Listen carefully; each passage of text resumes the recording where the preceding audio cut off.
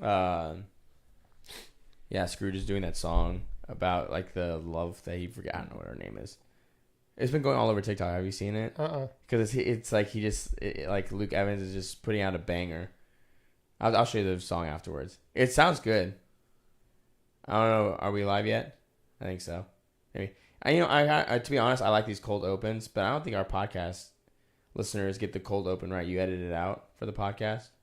Yeah. So only our YouTube YouTube audience. Are they catching this? I don't know. It's hard to say. Let's take a look. There we go. Are we good? Okay, awesome. So on this week's episode of the Counterculture Podcast, we value celebrities over veterans. The Addams Family, or at least Wednesday herself, is racist or a Nazi, something like that.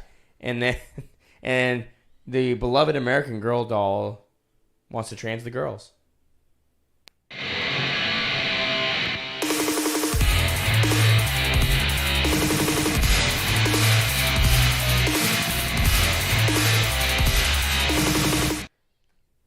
Welcome back to another episode of the Counterculture Podcast. I am your host, Christian, along with my great friend and co-host, Taylor. What's up? And we got a pretty good show for you this week. I mean, we're getting close to Christmas. It's the best time of the year. We're going to have a fun episode next week. I'm excited.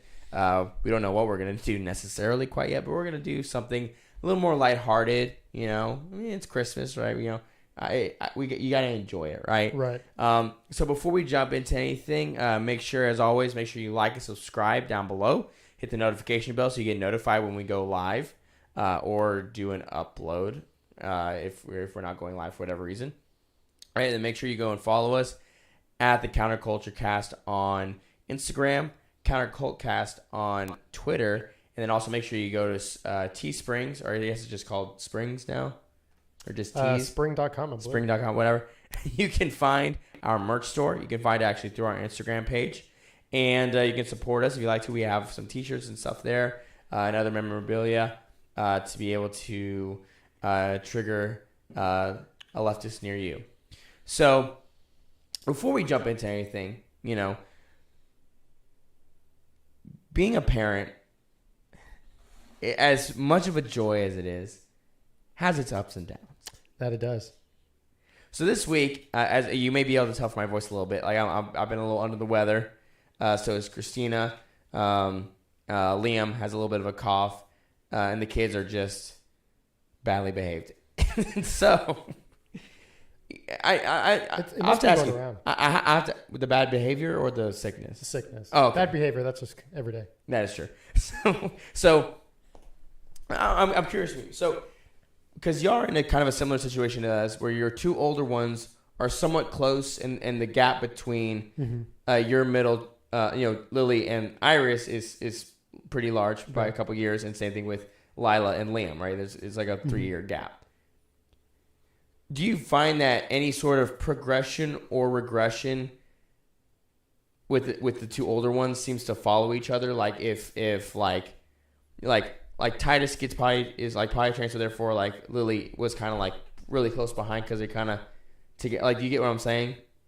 Yeah. I mean, obviously the first one goes through it the hardest because they have to pave the way. So for my middle child, which is still weird to say because I'm a middle child because she was the youngest. Yeah. They've always picked up quicker, but there's also something said because my middle is a girl, and girls, you know, at an early age, you know, understand things quicker than boys, mature quicker than boys. So maybe there's a little bit of truth to that. But yeah, then you throw a third in the mix, and that kind of changes everything, though, too. Yeah. Well, I'm saying this because, so this week, you know, our kids have, I would say they are potty trained, right? But this week, there's been a simultaneous regression. I don't mind talking about this because they're too young to be embarrassed. I mean, maybe if they look back on this YouTube episode 15 years from now, they'll be embarrassed. But they both shit their pants. One of them did today. That was awesome. But so Eli they both actually been really great about actually not wetting the bed at night, right? So we've had for several months now had moved away from pull-ups. Right, it's been all underwear, right? Mm-hmm. Because they've been dry pretty consistently. So we just said, we gotta just say no more, right? Because either they're using it as a kind of a crutch. Yeah, like a safety net. So and if they are, we gotta like just push through, right? And it went pretty well, right? Eli had like a few accidents here and there at first, but then we've been good, right? But recently, right, the poor kid, it's been like really bad, and it's like, dude, like I can't be washing pee sheets like 3 times a week, like come on, man. So it's kind of like where it's like we have like a cutoff time, right, for when he drinks liquids, like it's like by like 6:30, right, which is like we usually have dinner at 5.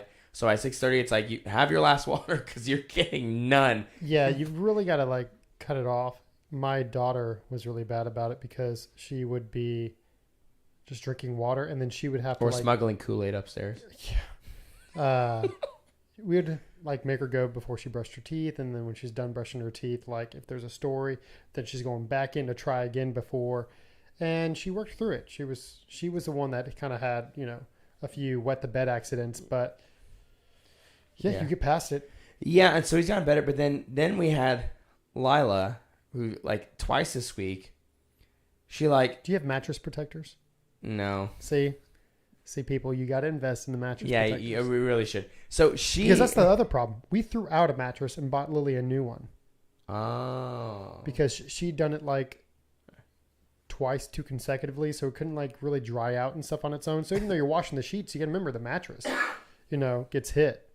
So I don't know, man. We cleaned it. She ended up doing like tricks and let it air dry during the day with like the baking soda and let it sit on there. Right. Yeah. And so it gets like the smell out. And for some reason it just still lingered. So we were like, all right, we got to chunk it. We went to Walmart and got her one of those little in a box ones for kids. It's like $200 or whatever. But yeah, right. Yeah. But now she has that. But you live and learn, man. Because when we walked out of Walmart that day, we walked out with a mattress protector for it too for that extra $20. Yeah. Well, it's worth it. But then, but with her, it was they got in trouble, so we sent them to their room. And she's like crying, all upset, whatever. But that's the other thing, because let me ask you, because me as a dad, like, I want to get onto them. Like, no, like, and like, almost like punishment worthy. Because, like, to me, it's like, you shouldn't be doing this, better. But my wife, bless her heart, she's like of the opposite camp. Like, this isn't their fault. This is an accident. By definition, it's an accident, I think some grace. And I get what you're saying, right? Because it's like this careful balance of, like, because I agree with you. Like, I get upset, right? Well, it's not to the level thing, especially in the middle of the night. You wake up to it, right? But it's like I do it differently. You up to it? No, my kids would like. It's 4 a.m, Mom. I had an accident. Like, so you're dealing with it at 4 a.m. So oh no, my kids will sleep in that piss bed until they wake up. They don't even wake up. So them waking up, Papa Bear at 4 a.m. Like, I'm a little on edge. Like, My wife's the one putting her hand on my back, like, it's fine. So I kind of have to have that talk where it's like, hey, you're not supposed to do this. We're gonna have to like, we're gonna have to make sure you go to the bathroom again and do this and like, but without actually, I want to like make them sleep on the floor, like put some plastic down. Like, you're gonna learn today. But no. Yeah. So it's kind of like you get after them, but like, and again, in a different way from when they're like misbehaving or hit their, like, it's definitely different. But it was very, so like we sent her off because they were just in timeout, and like she sat on her bed and wet the bed. And we're like, just get up and go to the bathroom. Like, we're not gonna yell at you if you say I have to go to the bathroom. Like, just go. Oh. But then it happened again. Like, not I think it was like the very next day. Again, she got in trouble, so she went in timeout. But she was standing up, and we were like, okay. And she said, okay. They both said we need to go potty. I said, okay, Eli, go ahead and go, and then Lila just go after because they have their own bathroom, right? Nope. She just stood there, and it's like, if you had to go that bad, tell me. Mm-hmm. Don't just pee on the floor, please. Like, don't do that. Yeah, then today was she pooped her pants, and then we were like, what is happening, right? So it's been this weird regression. I don't know. Anyway. Sounds like you may have to go back to pull-ups for a little bit of time, but it is definitely a regression because you have another child now. Yeah, so we'll My see. daughter was kind of acting out for a while, not with like bathroom problems, but just she went backwards and tried to act like the baby for a while. So Yeah, I think it's. speaking You know- of daughter, she just came down. Oh, you see her? Oh, While I was waving at her. So. okay. And so anyway, so I had to get that off my chest because that's been our struggle this week, as parents, right? And maybe it's different. And again, it's kind of like we actually sat down last night. Christina and I had a conversation in the office because she was like working on some orders, and I was sitting with her. She sat down. She's like, "Are we doing something wrong? Like, do we need to?" Because it was also like Eli had a really bad day at school, and anyway, it kind of continued on. And it's this careful balance of like, it's not. Don't ignore, when your kids do bad things, don't just brush it off as like nothing. But it's like it is that thing of not making a mountain out of a molehill, right? It's like right because again, it's like don't take one bad day as like, this pattern of really bad behavior, right? Because you can easily start like connecting things, unnecessarily, if that makes sense, right? And trying to create a pattern like retroactively. Right, and saying like, "Oh, we need to do this total change or whatever." It's like, look, let's just say it's like sometimes because it's like sometimes people just have, even when you're an adult, you have bad days. It's not even just bad days. You can have bad weeks. You can be in a funk. I mean, life's a roller coaster, especially when you throw kids in the mix. And the kids are just as human as we are. But the difference is every day is new to them. We've been through this. We know what a bad day feels like. We know what a good day. We know how to recognize it. Kids don't necessarily do it. Especially because my kid's in the first grade. So what we experienced and what I learned through him with kindergarten is now I know how to recognize when a toddler is basically out of gas at the end of a week. I mean, he puts forth effort. Yeah. I mean, Montessori schools and everything for you guys, if y'all do all that, great. But what I will say is like kindergarten's no joke anymore. It's not finger painting and all that. Like it's like they need to learn how to like pretty much read by kindergarten. Like it's pretty legit. But so they're doing real work. He knows how to like add and subtract now in like the first grade. Nice. And he does a lot of stuff. So by the time the end of the week comes around, he is crabby. He can be smiling and laughing 1 second and literally crying over a piece of Lego broke off one of his toys. Like, and just having a meltdown on the floor. And that's something that I've had to recognize. That's like, hey, these kids are humans too. So I don't know, man. Luckily, you're kind of like 2 turns back from where I am. Yeah. So I'm like looking back. I'm like, that's nothing. Wait for this. And you're like, I need help now. Yeah. It's like, I can't worry about that. Yeah. I'm not there yet. I was going to say though, the good thing is when you're an adult, and you're married and you're in a funk, there's a very easy way to take care of it. Or at least for me. Whiskey. Yeah. Yeah, that's exactly what I was thinking of. So, or the other stuff. Anyway, like I said, I had to get that off my chest. I'm glad you got it off your chest, man. Because good for you. Because like any good millennial, guy, I don't get therapy. I start a podcast and I talk about my problems, right, to people who don't care about them. So, but yeah, we have some interesting things to talk about this week. And man, I just, it just. When you think, and I think I've said this before, like when you think like you've reached like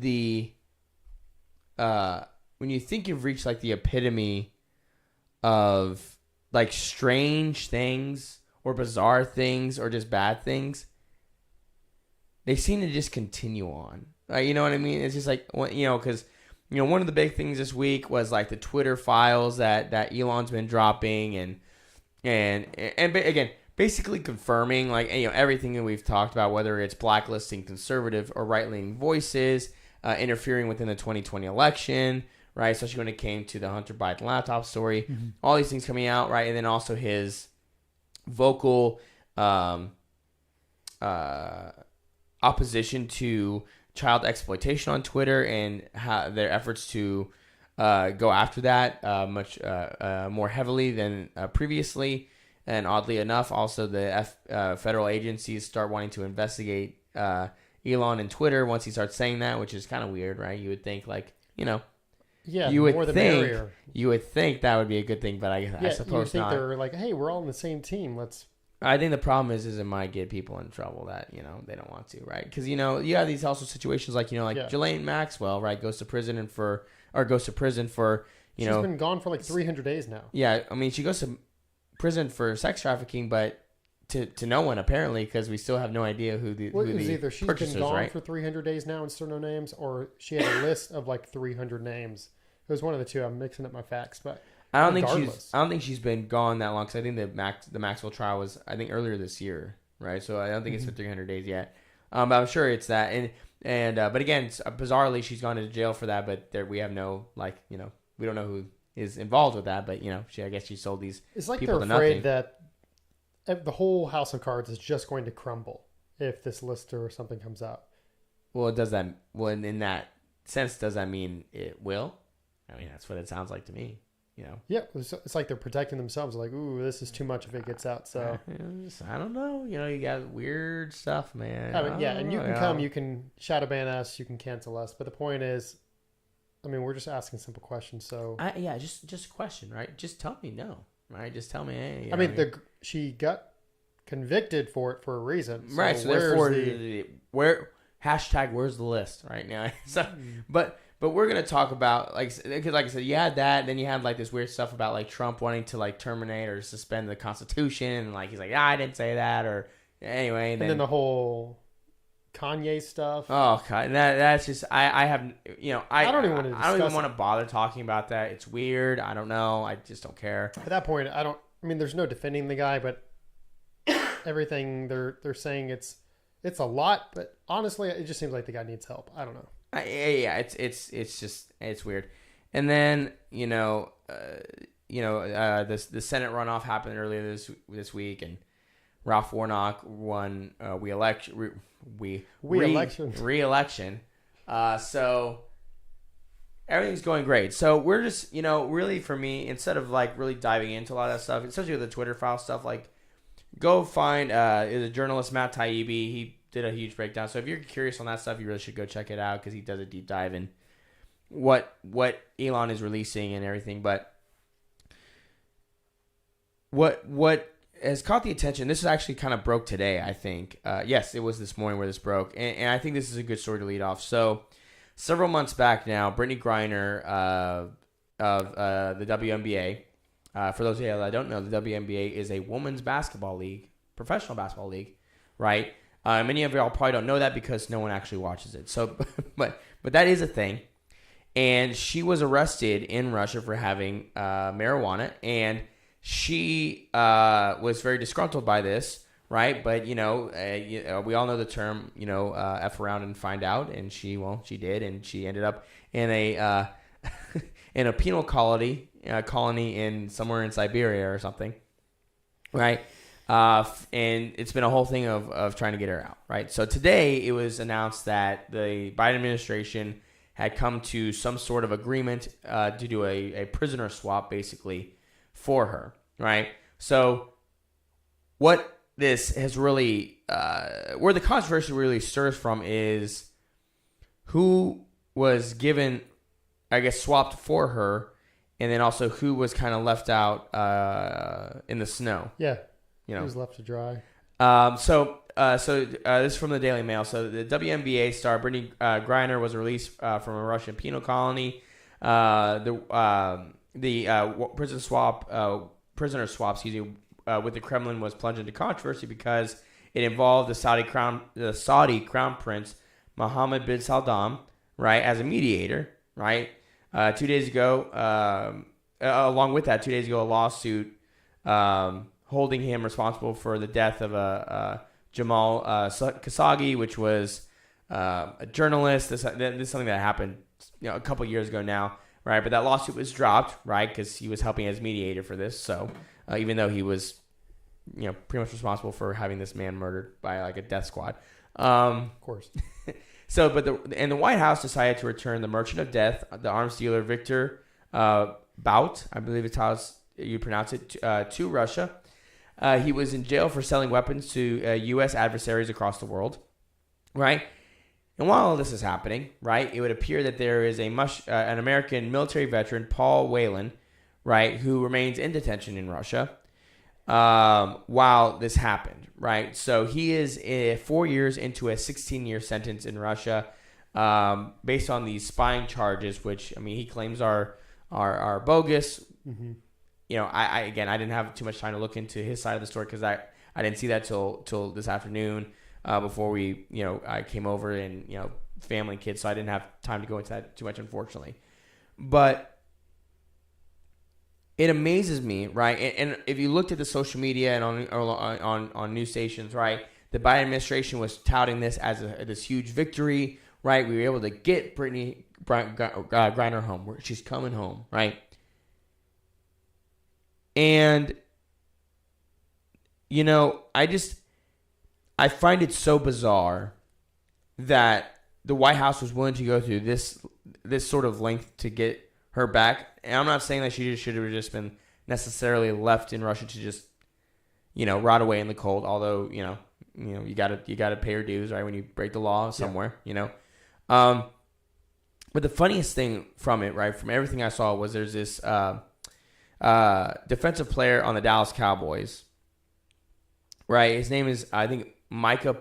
I think that's how you say his first name, Parsons, right? He's become a very popular player recently, and he quote tweeted the White House's tweet about it, and he said, "We're still not voting for you."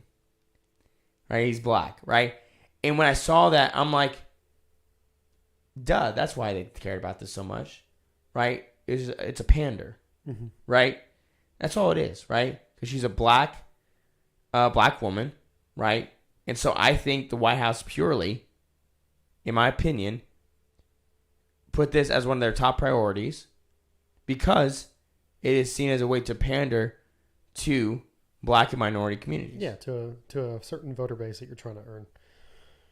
Yeah, and so why not?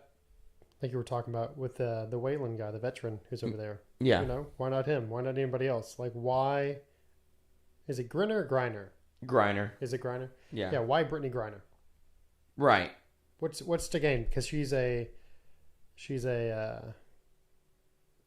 at this point she's a celebrity. If she wasn't before, at least she was a sports icon, whatever you want to call it. But, yeah. Yeah, but she definitely is in the limelight now. So the point is, she's got a lot of attention, and I think maybe it was a political move. Oh, absolutely. And go ahead.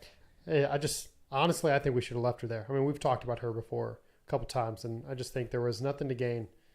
Like you were talking about, F around and find out. If you do the crime, do the time. When you get behind the wheel of a car in a foreign country and something happens, does that mean the U.S. has to just go to bat for you and trade prisoners to get you out?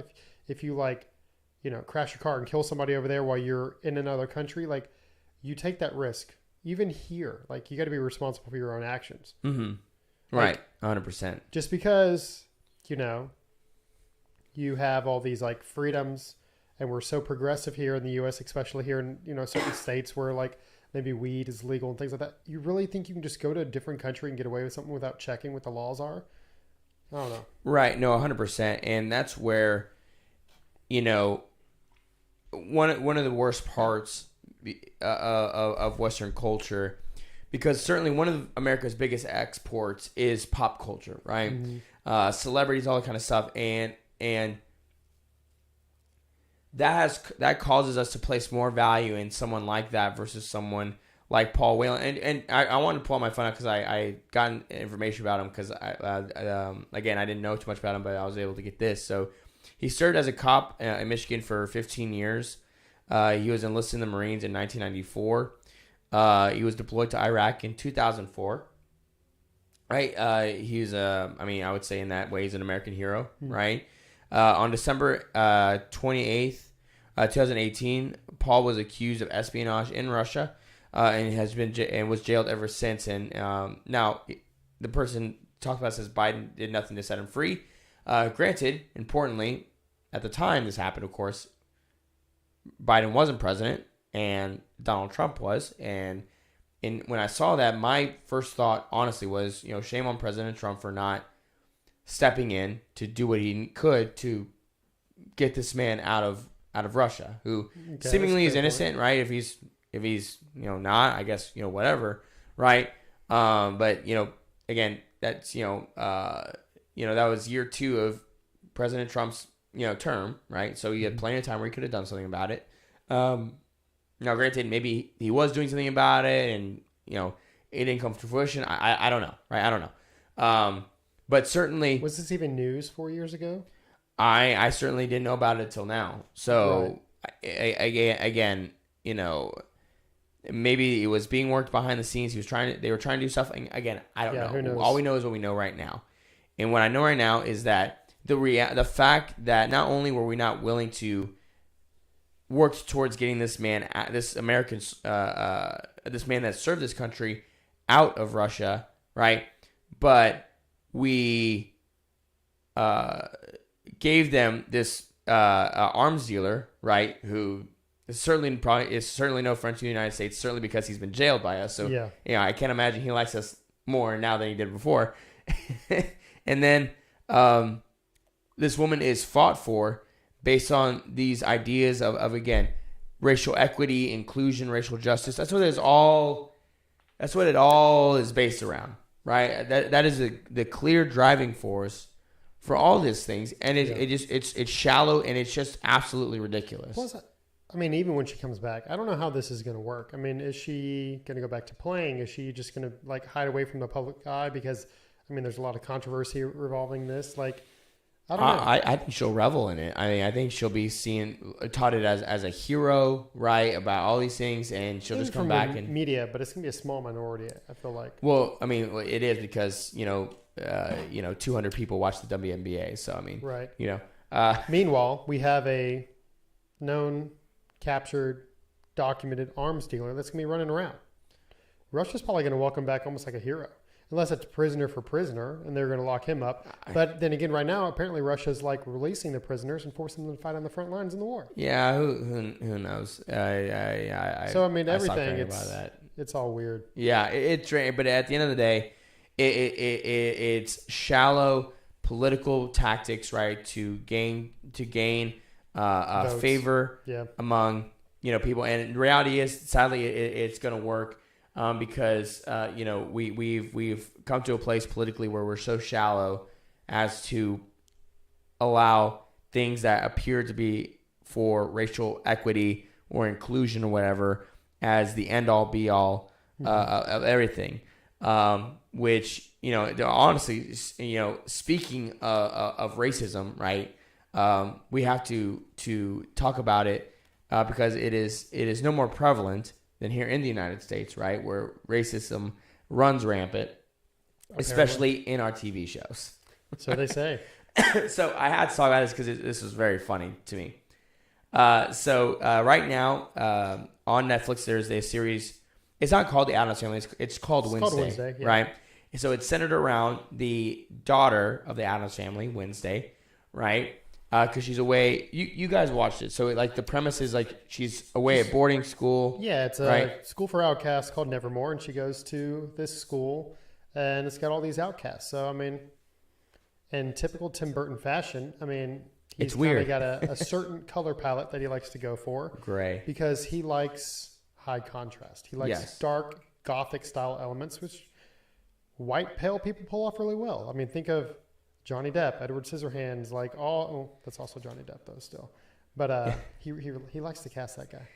But it's light skin, because then he's got the dark hair, the dark clothes. It just you look at it all through. He came out and said he's never thought about it like that. Right. Well, I mean, again, you look at his work. Rather, you look at 1989, Batman Returns, Edward Scissorhands.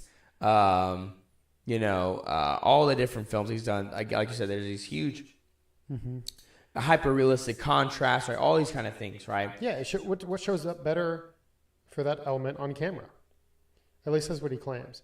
But he went a different way with this show, and there's all kinds of culture and outcasts and different monsters. Right. Who go to Nevermore. Right. And what's funny about this is a guarantee.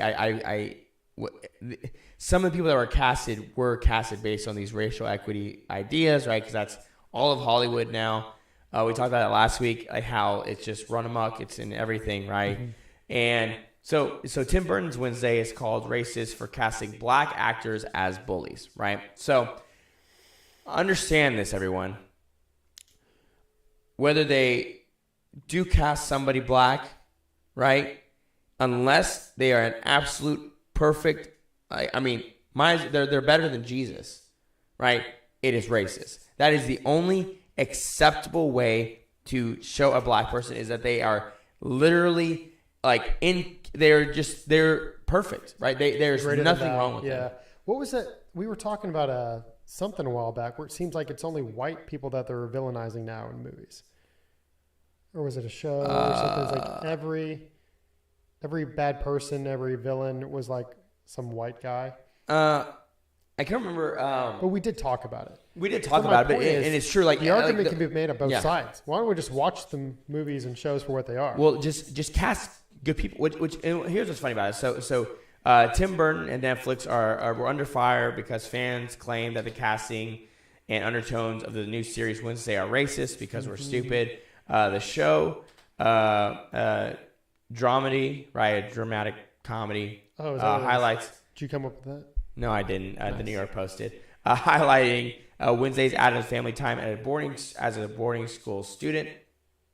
And it premiered last week to record ratings. I guess mixed reviews, although people have heard they seem to like it. Critics have taken issue with the black actress Joy Sunday, who's playing a mean girl at Nevermore Academy, and black actor Eamon Marson portraying a bully and the son of a corrupt mayor. Okay, but see, I got to stop you right there. Go ahead and finish. Okay. Finish the last line. Okay, so the mayor also owns Pilgrim World, an eyebrow-raising choice considering the museum celebrates pilgrims and colonizers. Okay, so I mean, this is nice, and it sounds really, really clicky whenever you read these bullets and these articles. But the critics or the journalists who are writing these things, I don't even think they've watched the damn show. Because, okay, yes, the black actress, who was good in my opinion, she did a good job, she's got a turning point. She starts off as Wednesday's like rival, not necessarily arch enemy, but she was the it girl at school. So when Wednesday came, she felt threatened, so they kind of had some butting of heads. But not even halfway through the series, they're kind of like understanding each other and, putting the shoe on the other foot, so to speak. And by the end of it, they're friends. And she's a good girl. She helps with everything. Mm-hmm.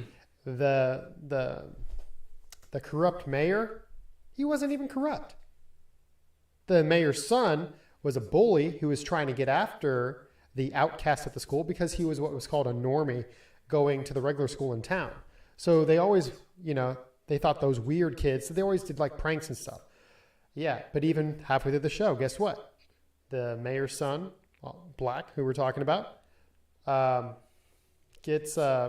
basically starts to like one of the outcast girls and has a whole turning point where he's good too. The mayor's son, the mayor himself, I say BS because he's a black mayor. There's representation right there in a small white New England style town, small town. Mm-hmm. I'm just not seeing the racism, especially when you watch the show.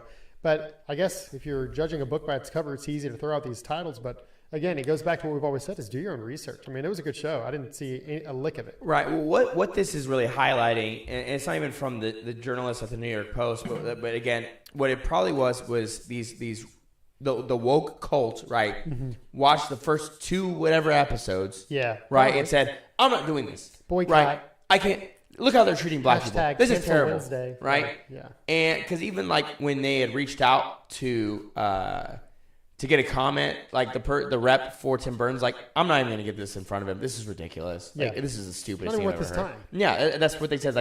It is not worth his time to confront a criticism that makes no sense and is just stupid. Yeah, part of the show seemed to take a while. Excuse me, in my opinion, because it did so much character building. And because of that character building, you're thrown into a world that's got representation from pretty much everybody, but it's not forced down your throat that I took it as, because most Netflix and Disney now, I feel like that's all you can't even Netflix enjoy. like 70% of the cast is not white and they're all gay. Pretty much. And this show seemed like an actual show again for once. And me and my wife actually enjoyed it. We finished it up last night, so we watched the whole thing. And yeah, I'm looking forward to a second season. But, you know, if more stuff like this continues to rain down, and then maybe there won't be another one. And that's unfortunate. But see, and that's the crux of it, right? It's to your point, it's like by the end of it, right, which I guess, you know, if someone hadn't seen it, sorry for any sort of spoilers, I guess, that you just gave. Whatever. Sort of. Ish. I mean, it doesn't matter. Yeah, not really. Get over yourself if that upset you. You mean the mean girl and the main character become friends at the end? Like, no way. Wow. Yeah, never 90s seen, movie. Right, I'd never seen that before. Yeah. But again, to your point is, she was actually the most popular person in school, right? But again, the main character is Wednesday, who, again, she feels threatened, right? And again, we've seen the story throughout cinema, like, I mean, I don't know how she's many not even times. like a bully. They just kind of like talk smack to each other in the hall. Right, but on the article, I don't have it pulled up, but he had like all these tweets about they're racist, and it's like, you're so stupid, right? Just because you want to talk about racism, go watch man, what was it with Edward Norton? American History X. Yeah, I almost said Malcolm X. I'm like, that's not it. But yeah, but that was awesome. I mean, obviously that movie was made to showcase that whole point in racism. But have you ever seen that movie? Oh yeah. Yeah, it's a hard pill to swallow. That's let me tell you. Okay, here's a weird thing. I think people in Hollywood, a lot of them are actually racist, and I think they get a weird high out of making movies like that, or 12 Years a Slave, right, where they're writing a story depicting slavery. They're using the N-word a lot. Like, I think they get off on it. It's like a free pass for them almost. Yeah, I think so. I mean, that's just my opinion.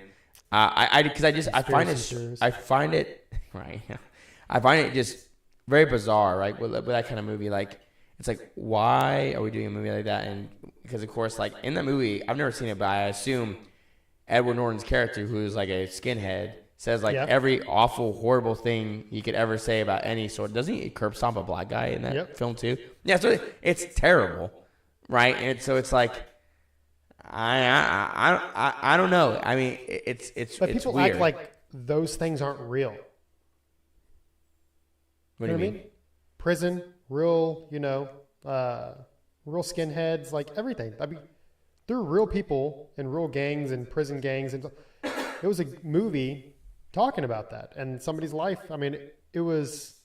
I mean, just because you watch it doesn't mean you walk away from it with like, yes, I agree with everything that they said. It's more just like, I don't know, entertainment for me. No, yeah, I don't know. Sometimes I feel like, I think I'll get a little bit of enjoyment. Okay, so you see, like, secretly Edward Norton really wanted to say all those things. I think he got a little bit of like an adrenaline rush. A little chub from it.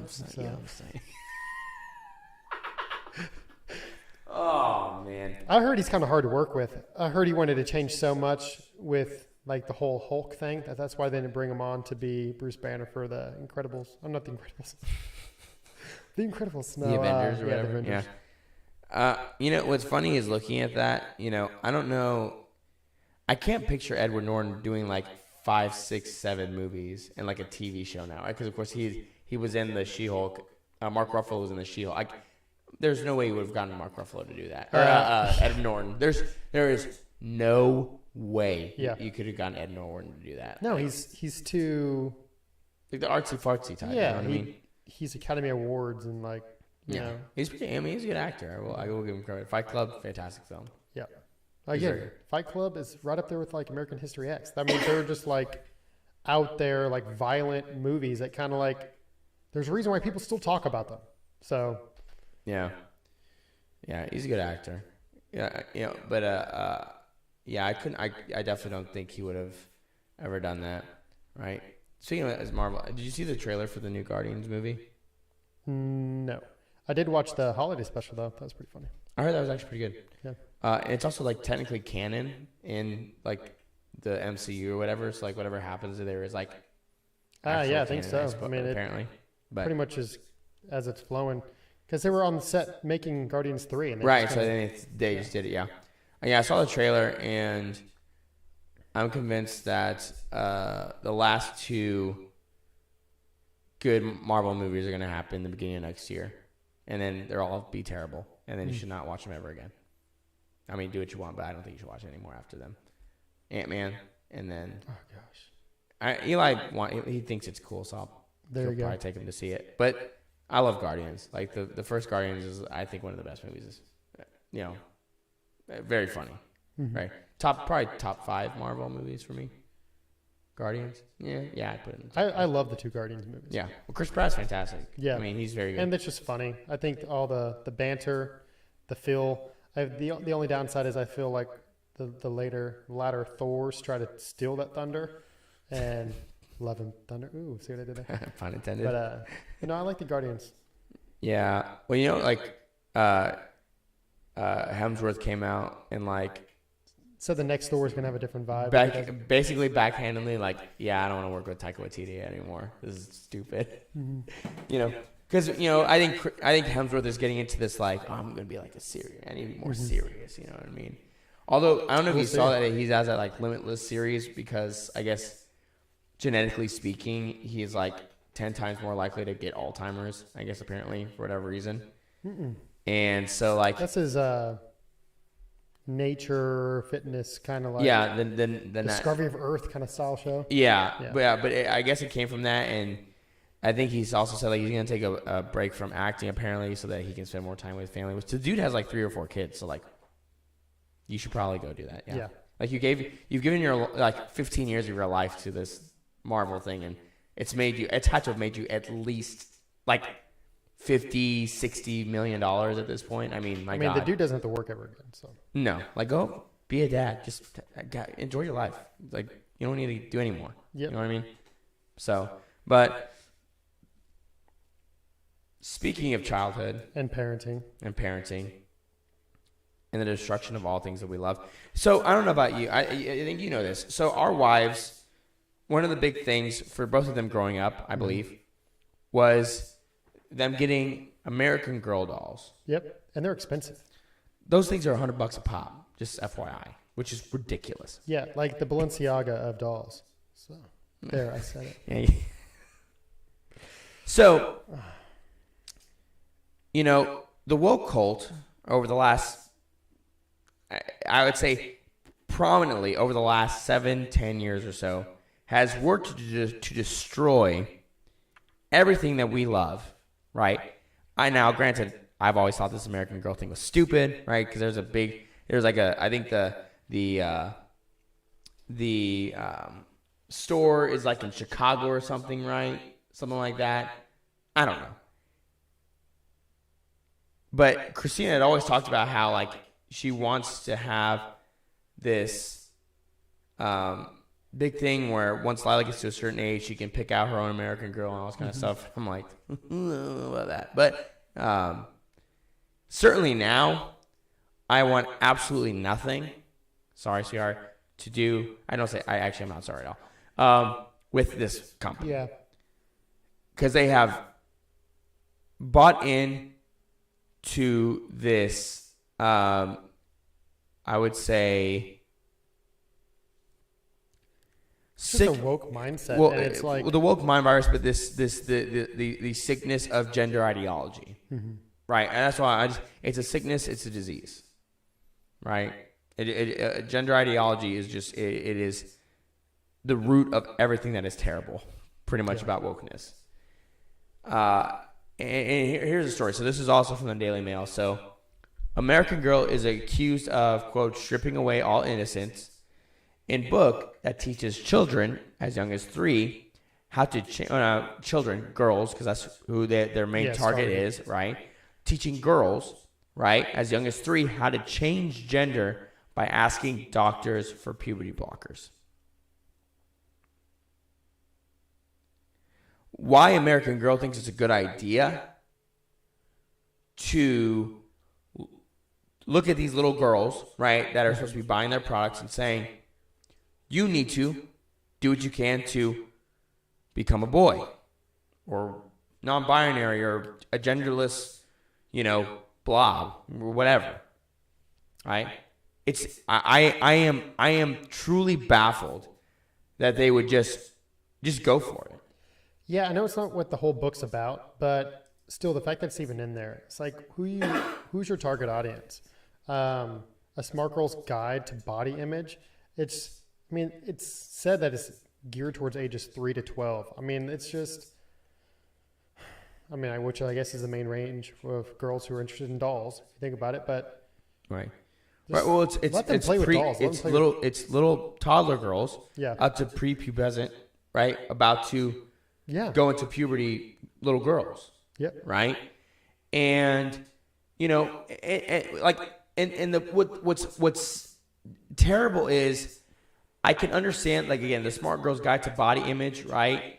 You want to have ways, right, and avenues to be able to talk to your daughters, especially if you're talking about 12 or 13-year-olds, about the changes that are about to, or if not already, or have just happened, right, going into puberty and things like that, which is a very stressful, very uncomfortable thing, especially for girls, because they go through a lot more changes than guys. Guys, you get your voice going, several octaves, and you have a weird, wiry, beard, hair coming, and so you have some weird stuff. Your pits smell, but you kind of get over it.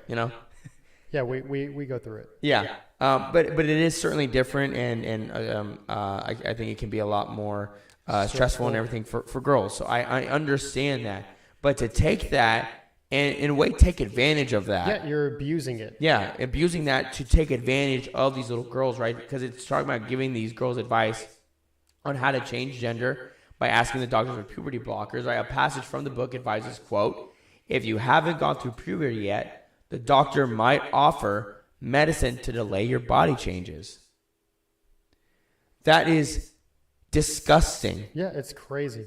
In a book that, it's not like this book comes with the dolls, but it's sold on the website. Right. So that means that the company's okay with pushing this type of material and this type of 100%. education to their demographic. And no, not in my house, dude. But no.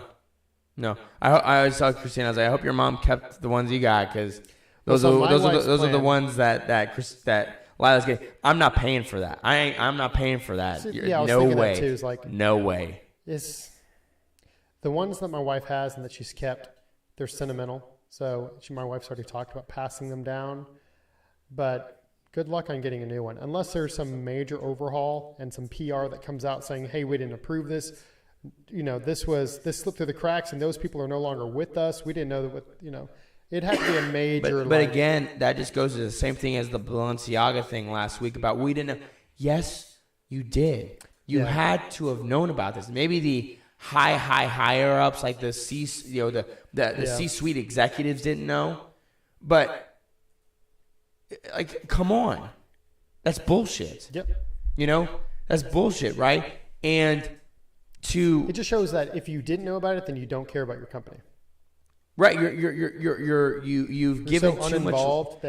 You've given too much liberty, right? You're so uninvolved that you can't care enough to look and see the sort of stuff that you're going out, right? And again, the idea that again you're talking specifically about these little girls and suggesting to them, right, to delay these body changes under the guise, again, of the biggest lie of gender ideology when it comes to these children is. I'm sure my audience is loving how my voice sounds right now. The lie that puberty blockers are not permanent, right? And they are temporary and they can be reversed at any point, any time. That is absolutely just a flat out a lie. That is not true, right? It's not how it works. No, because you can't tell me you put a boy on puberty blockers, right? On the what's it called? I can't think of it, but it's the drug that they use for chemical castration, right? For like child molestation. The same thing is used as puberty blockers for little boys. You cannot tell me that is not going to have some side effects, huge ramifications on his ability later on. Like hormones. Yes.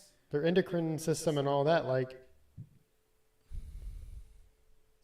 what do you think? You're just going to pull somebody off and that their body's going to be like, oh, we're 16 now. He just got off puberty blockers. We're going to start puberty now.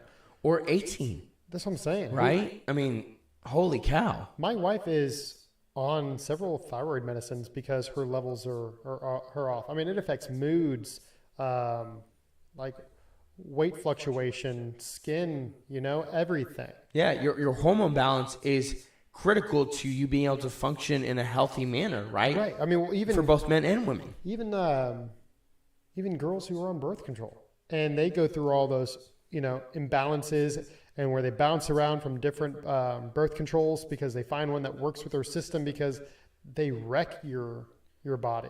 Well, I mean, we've talked about this before, especially even, our friend Allie talks about this as well. Like, hormonal birth control it's the worst. Yeah, is destroying young women. I mean, it is wrecking them. I was just talking about while they're on it. Yeah, and trying to find one that allows you to feel like you have somewhat control over your life. The scary part is when you try to get off, and that's where I'm tying it into the whole puberty blocker thing. Right, 100%. You're right. Women, like, not necessarily being infertile, but like the scarring and everything else, like it takes like 6 months for them to even go back to having like a regular cycle, and even if they are like can have kids at that point, like you're stopping something that's natural and expecting things to just reboot like a computer whenever it's time or whenever you're ready. But it's one thing for a consensual adult to do it. It's another thing to try to like brainwash these kids through books like this, for something that they're going through such a critical point in their life that there may not be when you're ready, just let us know, because you're cheating them. Right. And you're starting to see actually a number of people who, I guess they call them detransitioners, that are more and more starting to come out and I think they're trying speak to out. Silence those people. Oh, well, absolutely. I mean, you want to talk about the easiest way to silence and put a stop to this whole gender ideology movement that's happening. Have a young woman who's had her healthy breast cut off and a piece of her forearm removed to create some sort of phalloplasty fake penis, right? Have someone like that come forward and talk about how it's ruined their life. That's a very easy way to get this to stop. Yeah, right. So absolutely, they want to silence those studies people. Or feelings or emotions. I mean, like you have hard, concrete evidence from experience that somebody's talking to you about. Mm-hmm. Yeah, they definitely want to hide those people away. Absolutely, and again, more of them are starting to speak out. You're even looking into legal action now. Sadly, when it comes to that. Again, when you walk, I mean, if you've dealt with a hospital in any way, right, they make you sign 40 billion different things, right, basically to make sure that they're like, hey, it's not our fault, right, whatever happens, it's, you signed it, you said it's okay, right? So sadly, I just don't think there's going to be a lot of ability to do anything there. Maybe some lawyer will be able to find some sort of loophole to make that happen. If they can, that'll be major, because that will open up a floodgate of, with precedent set, to actually bring legal action, and that will certainly get this to stop very quickly. Because if a doctor thinks they're going to get sued, they'll be, I'm not going to do this. To me, it kind of feels like shooting fish in a barrel. It seems unfair. It seems like you're targeting people who are looking for something to connect to, or maybe kind of mentally like on the fence. But you're preying on those kind of people, and 100%. The way I look at it is like I always do, and it's follow the money. There is tons of money to be made on the prescriptions for puberty blockers and all the pills you got to take. On top of that, if you actually do have any type of surgery, breast augmentation, transitional surgery, like those things, hospitals make a ton of money. And I don't even think my insurance would even cover anything like that. But I mean, do these people just walk around? I'm sure there's maybe ways they can save money and or save up money. Well, a lot of it comes from these. They'll get GoFundMes. Mm-hmm. They'll get like these weird organizations, like we talked about this after the BLM documentary from Candace. I think we talked about like over a month ago, right? These weird like gender, outreach organizations will give these people money to mutilate their bodies, basically, and it's horrifying. Again. They become, you talk about big pharma, right? The left for so long, big pharma, all this kind of stuff. And now You they're want to talk independent. about a huge cash cow, right? Is this gender stuff? I mean, you do this to a young person, you will create a lifelong patient. They will need medical care forever because of the extreme trauma they have done to their body, right? I mean, when you start looking into this stuff, right? Whether it's watching the What Is a Woman documentary from Matt Walsh on the Daily Wire, or even outside of that, because there's plenty of people that are speaking out about the horrible things that's happening, like especially with the bottom surgeries, right? When you remove that stuff, and whether it's what's the proper way? Natural body functions need to happen, right? And you can't, right? It creates infections and all these sort of things because your body's like, I don't know what to do. Like, this is not right. It's dangerous. And to your point, right? This preys upon people that are mentally not well, right? Especially nowadays, people are younger. I mean, there are the kids that are 10 years old with smartphones. They're on TikTok, right? They're on all this stuff, right? They whether it's that, and then addiction to other things like pornography and all. It's at their all fingertips, those things. and they're being exposed to all this. They're being groomed, really. Yes. Towards this type of lifestyle, and they're being told that it's okay, and they're preying on the youth, because the youth, they don't know what they want. They're constantly changing. Right. One minute their favorite color is blue, and then tomorrow it's green. They're preying on that by saying, well, have you ever had feelings like this? Do you like boys or do you like girls? We're like, I like boys. Boys are my, I like, all my friends are boys. And you're like, well, I've got a book for you. And unfortunately, the thing that rubs me the worst way is even in this book from the Smart Girl book or whatever we're talking about. Well, from American Girls, the company or whatever. Yes. But yeah, it's on their website. Yeah. There's a part in that book that says, like, if you can't talk to your parent, then seek an adult who you can talk to. Yeah, and see, that's the creepy. That just goes back to that. But creepy it's not just that book. nature, We talked about it before. So, you're right. if your parents don't understand, then seek a counselor from school or a therapist or somebody you can talk to about these things. It's like they're trying to get it out. They're trying to take the power away from us parents. Well, the more they can separate children from parent, the easier it is to control the child, right? And back in the day, and mold them into whatever they want. You could shelter your children. Yeah. And I mean, some people talk about, oh, you were suffocating them. You didn't let them, you brainwashed them into your beliefs. No, I raised them under my roof until they were old enough to think for themselves and then make their own decisions. If we take them to church and try to instill values and they grow up and move out at 18 and decide the church isn't for them, fine, great. I tried my best to instill my values upon them, but they made their own decisions as adults. The difference is now with what we were talking about, the internet, the way the schools are. I mean, even like with doctors and the questions that they're asking of, like, even gender questions at a doctor's office in front of parents. It's crazy.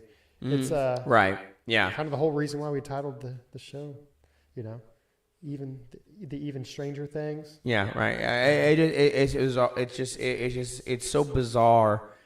And it's just ultimately it is predatory, right? And again, the left trying to take this as like groomers or that sort of talk is a slur towards people in the LGBT, LMNOP, KY. That's their fault for including pedophiles into their. Well, yeah, you shouldn't kind of open up things for pedophilia, but then also it's like.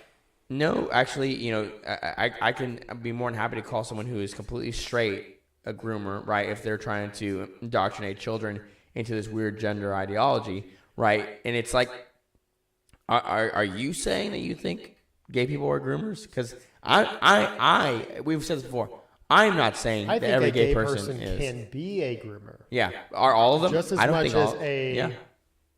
You could have what is the word they like to use? A cis? Yeah, cis. A cis man. A cis man, yeah. Could be predatory by nature. Well, a cis white man. All I'm saying is, again, it goes back to the whole Brittney Griner thing and everything else. Don't take advantage of how progressive like America is for what the rest of the world thinks. you think this kind of talk or behavior gets tolerated in other countries, like across the world? Like, no, you lose hands for stealing in parts of the world still. Well, again, in Europe, a lot of places are shutting down gender clinics because they're like, yeah, this was kind of a bad idea. Yeah, right. And of course, Europe is, and things like that are always like 5-10 years ahead of us. So I do think we're going to actually see more continued backlash at this gender thing, because it's just more. The more it comes out, the more you talk about it, the more it's just so obvious how toxic, how terrible it is for young people, and it just anyway. So to end on a lighter note, right? Next week is probably I say going to be our last episode of the year. We're going to take the last 2 weeks off. One of them is obviously the week of, I guess, post Christmas, because it's the 26th or whatever. Christmas, New Year's, all that. Yeah. So we're going to take the next couple weeks off after next week, just to, take time, spend time with family, hang out, do whatever. I'm sure we'll talk about ideas, because we talk about this all the time.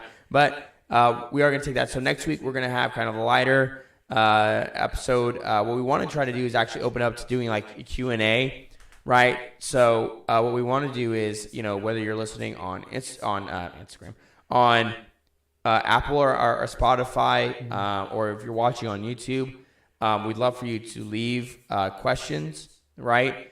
Right on definitely YouTube. Like the video too. Well, yes, please like and share, please. Please. But yeah, put in the comments like Q&A stuff, right? We want to try to do maybe a Q&A session. Yeah, depending on how many answers and questions we get. And we have some other ideas for other like kind of segments to do for like the end of the year. Yeah. And then this weekend, I'm gonna put also maybe a couple times like a little box to type in any questions or stuff you want us to answer. Just whether it's serious, fun, whatever. We just kind of want to end the year with something that's a little more lighthearted for next week's episode. So definitely do that. And again, like, subscribe, hit the notification bell so you get notified whenever we go live. And again, you can find us on Apple and Spotify as well. I should have mentioned earlier, but you can find us there if you prefer podcasts. Yeah. The audio, you again, leave us a 5-star review there if you will. And we will see you next year for our counterculture Christmas special. That's what we'll call it.